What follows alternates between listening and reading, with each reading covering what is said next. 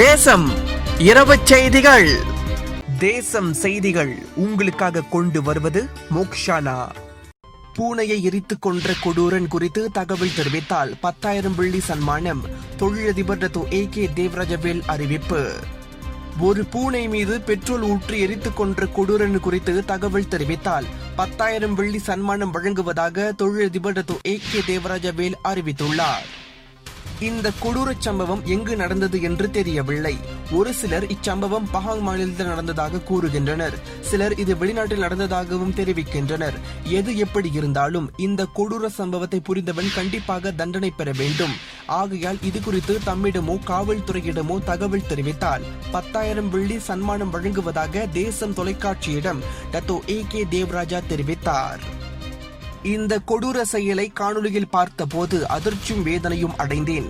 இந்த வாயிலா ஜீவனை எரித்துக் கொள்ள அந்த கொடூரனுக்கு எப்படி மனம் வந்தது? மனிதநேயமற்ற இச்செயலை புரிந்தவன் மலேசியாவில் இருந்தாலோ அல்லது உலகத்தில் எந்த மூலையில் இருந்தாலும் கட்டாயம் தண்டனை உண்டு. அதுவும் இறைவன் சன்னிதானத்தில் இருந்து தப்பிக்க முடியாது. இக்கொடூர செயலுக்கு கட்டாயம் தண்டனை உண்டு. அந்த கொடூரன் மலேசியாவில் இருந்தால் தக்க தண்டனை கிடைக்க வேண்டும் என்பதற்காகவே தாம் 10,000 வெள்ளி சன்மானம் வழங்க முன் வந்ததாக AK தேவராஜா கூறினார். இந்த சம்பவம் அப்படி வெளிநாட்டில் நிகழ்ந்திருந்தால் சம்பந்தப்பட்ட நாடுகளின் அரசாங்கம் அந்த கொடூரனுக்கு தக்க தண்டனை வழங்க வேண்டும் என்று கேட்டுக்கொண்ட AK தேவராஜவேல் இந்த கொடூர செயல் தொடர்பில் தமது கடும் கண்டனத்தை தெரிவித்துள்ளார். இந்த பூனை மீது ஏற்கனவே பெட்ரோல் ஊற்றப்பட்ட நிலையில் அது ஒரு கொடூரனால் லைட்டர் மூலம் தீயிட்டு கொளுத்தப்பட்டது. தீப்பிடித்துக் கொண்ட அந்த பூனை அங்குமிங்கும் ஓடி உயிரை விட்டது. பூனையின் பின்னால் ஓடி அதனை வீடியோ எடுத்து சமூக வலைதளங்களில் வெளியிட்ட அந்த கொடூரனுக்கு எதிராக கண்டனங்கள் வலுத்து வருகின்றன. இந்த சம்பவம் எங்கு நடந்தது என்பது தெரியவில்லை என்பது இங்கு குறிப்பிடத்தக்கது. தான் ஸ்ரீ விக்னேஸ்வரன் அவர்களின் டேஃப் கல்லூரி வருகை அக்கல்லூரிக்கு புதிய பரிணாமத்தை ஏற்படுத்தும். மாயிகாவுக்கு சொந்தமான சிரமான் டேஃப் கல்லூரிக்கு தான் ஸ்ரீ விக்னேஸ்வரன் அவர்களின் வருகையானது அக்கல்லூரிக்கு புதிய பரிணாமத்தை ஏற்படுத்தும் என்று மக்கள் நம்பிக்கை தெரிவித்துள்ளனர். மாயிகாவின் MID அறவாரி நிர்வாகத்தின் கீழ் இயங்கும் ஒரு கல்விக்கூடமான டேஃப் கல்லூரிக்கு மாயிகா தேசிய தலைவர் தான் ஸ்ரீ விக்னேஸ்வரன் கடந்த ஜூலை 20 திங்கட்கிழமை அன்று வருகை மேற்கொண்டார். டேஃப் கல்லூரியின் வசதிகள், அங்கு இயங்கும் மாணவர்களுக்கான லேப்ஸ் எனும் பரிசோதனை கூடங்கள் உள்ளிட்ட பல்வேறு வசதிகள் குறித்து நேரடியாக தெரிந்து கொள்ள MID தலைவருமான தான் ஸ்ரீ விக்னேஸ்வரன் டேஃப் கல்லூரிக்கு வருகை மேற்கொண்டார். இந்த வருகையின் போது நெகிரி மாநில மாயிகா தலைவர் வேலு, கிடா மாநில மாயிகா தலைவரும் MID அறவாரி உறுப்பினர்களில் ஒருவருமான செனட்டர் ஆனந்தன், MID தலைமை செயலாளர் அதிகாரி மும்தாஜ் ஆகியோரும் உடன் வருகை தந்திருந்தனர். டேஃப் கல்லூரியின் மூலம் வழங்கப்படும் கல்வி தகுதிகள், பயிற்சிகள், கல்லூரியில் இருக்கும் வசதிகள் அனைத்தும் இன்றைய நவீன தொழில்துறையின் தேவைகளுக்கு ஏற்ப இருப்பதை MID நிர்வாகம் தொடர்ந்து கண்காணித்து உறுதி செய்து வருகிறது. அவற்றை மேலும் மேம்படுத்துவது குறித்தும் MID தொடர்ந்து ஆய்வு செய்து வருகிறது. இந்திய இளைஞர்களை தொழில்நுட்ப வல்லுநர்களாக உருவாக்கும் நோக்கில் செயல்படும் டேஃப் கல்லூரி கடந்த 1997 ஆண்டிலேயே ISO 9/1 தர நிர்ணய சான்றிதழ் பெற்றுள்ள தொழில்நுட்ப கல்லூரியாகும். சிரம்பானில் இயங்கி வரும் டேஃப் கல்லூரி தீபகற்ப மலேசியாவின் தென் பகுதிகளில் வாழும் ஆர்வம் கொண்ட மாணவர்களுக்கு தொழில்நுட்ப கல்வியை வழங்குவதில் முன்னணி வகித்து வருகிறது என்பது குறிப்பிடத்தக்கது. அமைதியான ஆத்ம பயணத்திற்கு முறையான சடங்குகள் தேவை. இந்த முறையான இறுதி சடங்குகளுடன் நல்ல முறையில் சுருக்கத்தை தேடிச் செல்ல நிதி ஒரு சுமையாக இருக்கக்கூடாது என்பதற்காக மோக்ஷானா நிறுவனம் கொண்டு வந்துள்ள தூரநோக்கு திட்டத்தில் பங்கு பெறுங்கள். இறுதி சடங்கு காரியங்களை ஒன்றிணைந்து ஒரே குடையின் கீழ் செயல்படுத்த சம்பந்தப்பட்ட நிறுவனங்கள் வரவேற்கப்படுகின்றன. நித்திய சொர்க்கத்திற்கு அமைதியான பயணம். Mokshana. Mokshana விவரிமன் services centre in Berhad. Mail விவரங்களுக்கு www.mokshana.com.my இணையத்தை வலம் வரலாம். தொடர்புக்கு 03-806914444. இந்நாட்டில் சுதந்திரத்திற்கு முன்பு எழுப்பப்பட்ட ஆலயங்களை தற்போதைய நில சட்ட அடிப்படையில் சட்டவிரோதம் என்று கூறுவது நியாயமல்ல. ஆலய விவகாரங்களை புதிய சட்ட அணுகுமுறையில் கையாள வேண்டும். வழக்கறிஞர் தயாளன் ரத்னவேலு வலியுறுத்து. இந்நாட்டில் 100 ஆண்டுகளுக்கு முன்னர், அதாவது சுதந்திரத்திற்கு முன்பு எழுப்பப்பட்ட வழிபாட்டு தலங்களை தற்போதைய நில சட்டங்களின் வழி சட்டவிரோத தலங்கள் என்று வகைப்படுத்துவது நியாயமற்ற ஒன்றாகும் என்று வழக்கறிஞர் தயாளன் ரத்னவேலு கூறியுள்ளார். இந்நாட்டில் இந்தியர்கள் 200 ஆண்டுகால பாரம்பரியத்தை பதித்துள்ளனர். தோட்டப்புறங்களில் எழுப்பப்பட்ட ஆலயங்கள் நமது பாரம்பரியத்தின் வரலாறு ஆகும். ஒரு சமூகத்தின் கடந்த கால வரலாற்று சுவடுகளை அரசாங்க அதிகாரத்தோடு அகற்றுவதை நிச்சயமாக மறு ஆய்வு செய்ய வேண்டும் என்று தயாளன் தெரிவித்துள்ளார். மலேசியர்களின் சமய நல்லிணக்கமும் சமூக ஒருமைப்பாடும் நீடித்து இருந்தால்தான் நாட்டின் வளர்ச்சியை மேம்படுத்த முடியும். ஆகையால் மலேசியாவில் சுதந்திரத்திற்கு முன்பாக எழுப்பப்பட்ட ஆலயங்கள் மற்றும் கட்டடங்களுக்கு எதிராக மேற்கொள்ளப்படும் நடவடிக்கைகளுக்கு புதிய சட்ட அணுகுமுறை ஆராயப்பட வேண்டும் என்று வழக்கறிஞர் தயாளன் அரசாங்கத்தை கேட்டுக் கொண்டுள்ளார். நாட்டின் நவீன வளர்ச்சிக்கு மாநில மற்றும் மத்திய அரசாங்கங்கள் பல்வேறு மேம்பாட்டு திட்டங்களை மேற்கொள்ளும் போதும் வரலாற்று பூர்வமான அல்லது சுதந்திரத்திற்கு முன்பாக எழுப்பப்பட்ட வழிபாட்டு தலங்களுக்கு எதிராக மேற்கொள்ளப்படும் அணுகுமுறையை மறு ஆய்வு செய்ய வேண்டிய காலகட்டத்தில் நாம் இருப்பதாக அவர் சுட்டிக்காட்டினார். தோட்டப்புறங்களில் தோற்றுவிக்கப்பட்ட ஆலயங்களுக்கு நிரந்தரமான நிலப்பட்டாவை தோட்ட நிர்வாகங்கள் வழங்காமல் போனதற்கு தற்போதைய தலைமுறையின் தண்டிக்கப்பட வேண்டும். மேம்பாட்டு நோக்கங்களுக்காகவோ அல்லது பொது வசதிகளின் மேம்பாட்டிற்காகவோ நிலங்களை கையடக்கம் செய்யும் போது பிற சமயத்தவரின் நம்பிக்கைகளுக்கும் வரலாற்று சான்றுகளுக்கும் அரசாங்க அதிகாரிகள் மதிப்பளித்து சுமூகமான நடைமுறைகளை கையாள வேண்டியது அவசியமாகின்றது என்றார் தயாளன் ரத்னவேலு. தற்போது ஷா அலாம் செக்ஷன் 11 அமைந்திருக்கும் ஸ்ரீ மகா மாரியம்மன் ஆலயம் எதிர்கொண்டிருக்கும் பிரச்சினைக்கு புதிய அணுகுமுறையில் தீர்வு காணப்பட வேண்டும். இனி வரும் காலங்களில் வழிபாட்டு தலங்கள் தொடர்பில் புதிய சட்ட அணுகுமுறையை அரசாங்கம் பரிசீலிக்க வேண்டும். அதற்கான முயற்சியை தாம் மேற்கொண்டிருப்பதாக வழக்கறிஞர் தயாளன் ரத்னவேலு குறிப்பிட்டுள்ளார். நாட்டு தலைவர்களின் சுவர் சித்திரம் சேதம், மஇகா மத்திய செயற்குழு உறுப்பினர் குணசீலன் ராஜு கண்டனம்.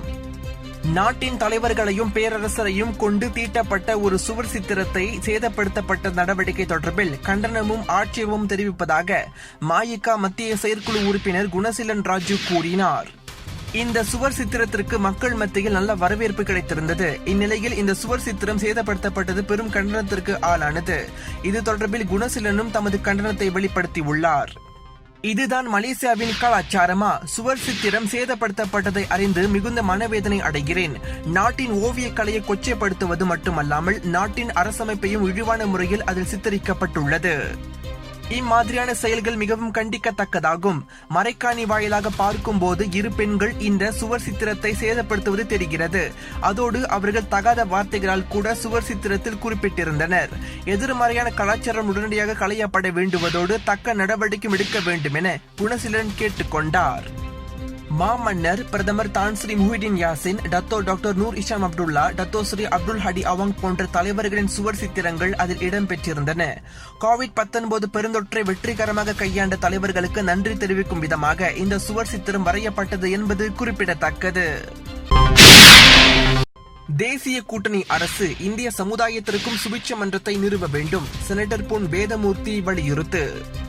2030 கூட்டு வளர்ப்பு பெருந்திட்டத்திற்கு ஏற்ப மலேசிய இந்தியர்களின் சமூக பொருளாதார மேம்பாட்டிற்காக தேசிய கூட்டணி அரசு ஒரு சுபிட்ச மன்றத்தை அமைக்க வேண்டும் என்று MAP எனும் மலேசிய முன்னேற்ற கட்சி தலைவர் செனட்டர் பொன் வேதமூர்த்தி கேட்டுக் கொண்டுள்ளார். பூமிபுத்ரா மக்களின் சமூக பொருளாதார மேம்பாட்டிற்காக ஒரு சிறந்த தளமாக விளங்கும் வகையில் பூமிபுத்ரா வளர்ப்பு மன்றம் எனும் ஓர் உயர் அமைப்பை அரசு ஏற்படுத்த இருப்பதாக பிரதமர் துறை பொருளாதார பிரிவு அமைச்சர் டத்தோ ஸ்ரீ முஸ்தபா முகமது அண்மையில் அறிவித்திருந்தார்.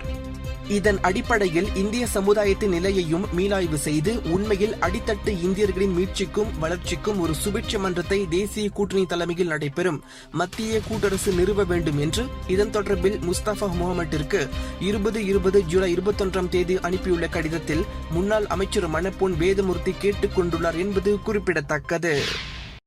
தேசம் இணைய ஊடகத்தில் உங்கள் வட்டார செய்திகள், பொது செய்திகள், சமூக பிரச்சனை செய்திகள், இயக்கம், பொது அமைப்பு, அரசியல் செய்திகள் இடம்பெற வேண்டுமா?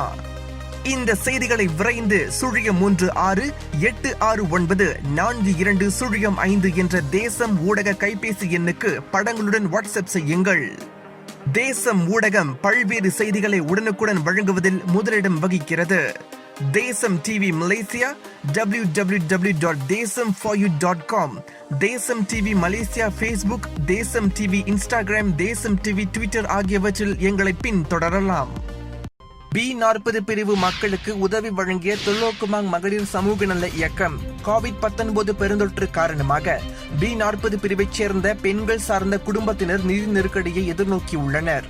இந்த இக்கட்டான சூழ்நிலையில் தங்கும் விடுதி தொழில்துறையும் பெரிதாக முடங்கிய நிலையில் அங்கு ஆட்குறைப்பு நடவடிக்கை மேற்கொள்ளப்பட்டது.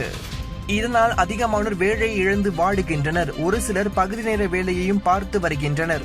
நமது அரசாங்கம் பொருளாதார உதவிகளை குறுகிய காலத்தில் வழங்கினாலும் B40 பிரிவு மக்களுக்கு அது போதாத வகையிலேயே உள்ளது.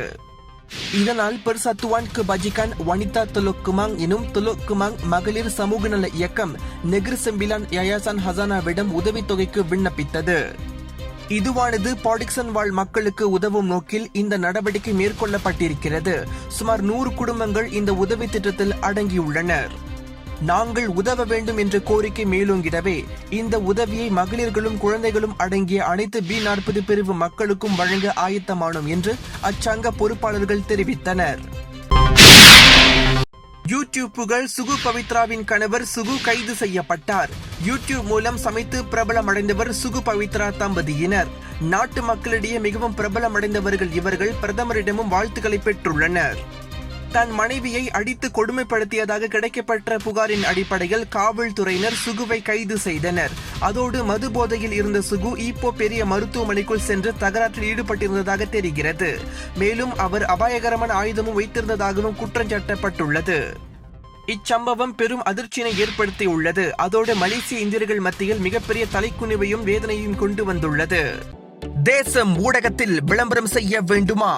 தேசம் TV Malaysia YouTube channel, www.desamforyou.com portal, தேசம் டிவி மலேசியா ஃபேஸ்புக், தேசம் டிவி இன்ஸ்டாகிராம் உள்ளிட்ட தேசம் ஊடகங்களில் குறைந்த விலையில் விளம்பரம் செய்ய விரும்புகிறவர்கள் 0168694205 என்ற எண்ணில் தொடர்பு கொள்ளலாம். தேசம் இந்திய செய்திச்சாரல். கந்தசஷ்டி கவசம் குறித்து நடிகர் ரஜினிகாந்த் ட்விட்டரில் கண்டன பதிவு. கந்தசஷ்டி கவசத்தை இழிவுபடுத்தியுள்ளதால் பல கோடி தமிழ் மக்களின் மனதை அது புண்படுத்தி இருக்கிறது என நடிகர் ரஜினிகாந்த் ட்விட்டரில் பதிவு ஒன்றை செய்துள்ளார்.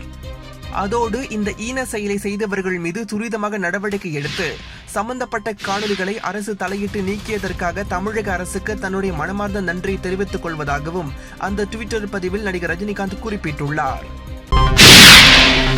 ட்விட்டரை விட்டு வெளியேறினார் நடிகை வனிதா விஜயகுமார். சமூக வலைத்தளம் மூலம் தொடர் சர்ச்சைக்கும் வசைப்பாடலுக்கு ஆளான நடிகை வனிதா விஜயகுமார் தற்போது ட்விட்டரில் இருந்து விலகியுள்ளார். இவரின் திருமணம் தொடர்பான சர்ச்சைகளும் ஒருமையில் மரியாதை இல்லாமல் பேசும் செயல்களும் பலரையும் முகம் சுளிக்கும் அளவில் இருந்ததால் அவர் அனைவரின் கண்டனத்திற்கும் ஆளானார். நடிகை கஸ்தூரி, தயாரிப்பாளர் ரவீந்திரன், லட்சுமி ராமகிருஷ்ணன், சூர்யா தேவி, நாஞ்சில் விஜயன் போன்றவர்களின் சரமாரியான தாக்குதலால் அவர் இம்முடிவை எடுத்ததாக தெரிகிறது. தேசம் கலைஞர் களம்.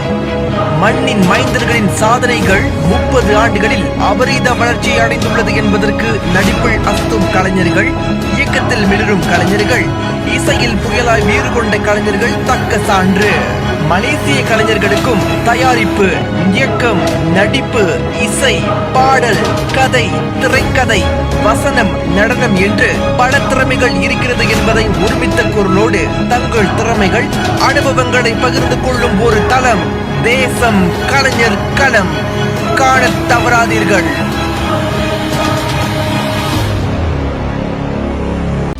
மேலும் சமூகம், சமுதாயம், வர்த்தகம், சுகாதாரம், மக்கள் பிரச்சனை உள்ளிட்ட செய்திகளை தெரிந்து கொள்ள தேசம் தொலைக்காட்சியை பின்தொடருங்கள்.